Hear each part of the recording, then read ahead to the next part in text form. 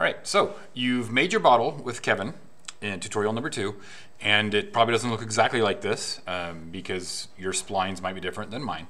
What makes parametric modeling so powerful is that you can go down here, any of these tools at the bottom can be changed, and it'll change the entire model. You don't have to delete everything back to that point. And that's what we're gonna do. So we're gonna change each of these, and then we're gonna make a new bottle. So the first thing we're going to change is our splines. Now realize the splines are what give us our outline. So if our splines violate the thickness of our shell, it's going to tell us with an error. But we're going to go to the spline, and we're going to double click the spline, and here is all of our spline dots. I got a bunch. You might not have as many.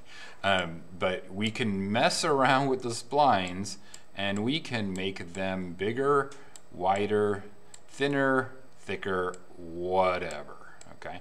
So what you need to do is take your splines, mess around with them. You can also delete the spline dots if you want.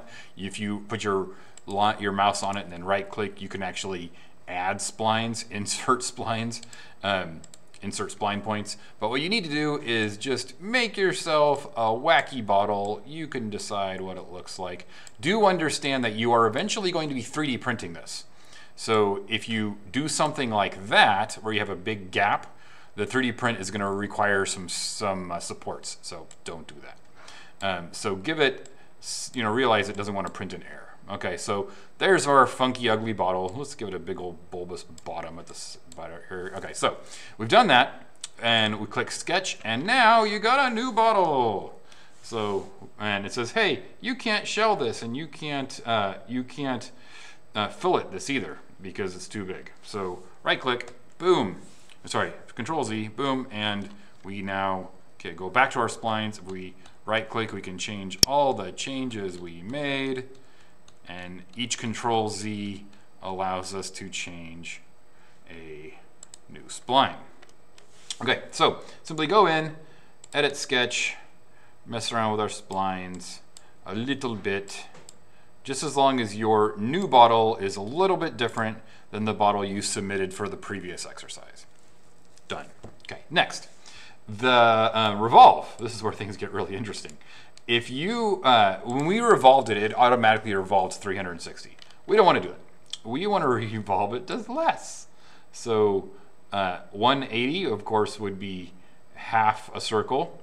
We're going to revolve it to 270, which is 3/4 of a circle.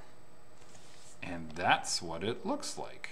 By the way, I'm middle mouse button to move this around. I'm shift middle mouse button to rotate it. Okay. Now, the fillet up here is really confused, but that's okay. Next, so that's going to change our angle. We're going to set it to 270. It's going to be a bottle like, that doesn't make any sense. It will make sense for what we're going to be doing in the next assignment. Next, the thickness right here. Kevin had us change or shell it to 2.5 millimeters. We're going to shell it a little bit thicker. We're going to shell it to 3. Okay, so notice it got a little bit thicker. I'm going to hit Control Z. There's my 250. We're going to shell it to 3. That's going to give us a little bit thicker walls, which is what we're going to want for the next assignment. We're going to put our name in the middle here. Okay, and click OK. All right, so we have changed the spline, we've changed the revolve, and we've changed the thickness, and we are done so far. We can also change the fillet on the top and the bottom if we want, but we don't need to. All right, so once you got that assignment, then once again, do a save as. So I'm going to save it, new bottle. I'm going to save the glass bottle with changes. And again, I put it in my directory here, click save, and then you're going to submit your screenshot and your 3D print file. So file, 3D print, get your file, and just like before, and submit this file. Recommend STL. All right, that's it for this video.